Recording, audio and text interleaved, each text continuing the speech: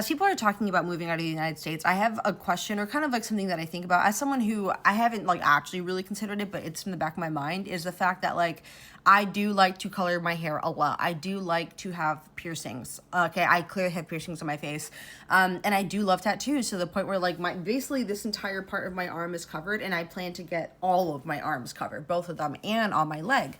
And I think for me it's like making sure that it's about knowing all the options, but one, depending on where I go, there could be a language barrier unless I go to Europe, for example, right? It's a little bit easier, but it's also depending on where you go in Europe, right? It's another thing. But that's not the only opportunity. There's plenty of other countries that are up for debate. But it's about also making sure that I don't want to go and like disrespect the culture.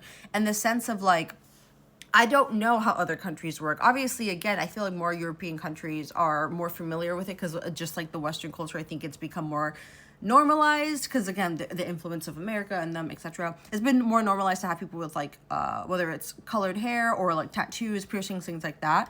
But again, I don't want to restrict myself to just like certain regions because I think that a lot of different countries that I've never visited and you know have heard about have a lot to offer, and obviously I would make sure to learn the language. I'm not stupid, but it's about being respectful when it comes to like the piercings, tattoos, and everything like that. So I have people thought about that because I know that there's some people, for example, who are moving to more like traditional countries where like it's not, again, it's not like I'm worried about, oh, they're gonna come after me for it. I'm actually not worried about that. I am more worried about not wanting to disrespect people, and I feel like some countries, because they're more traditional, you actually will attract animosity because of the disrespect more than anything. And obviously there's racism.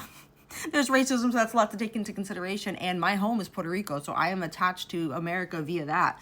But I'm wondering how people are navigating that as they're doing it.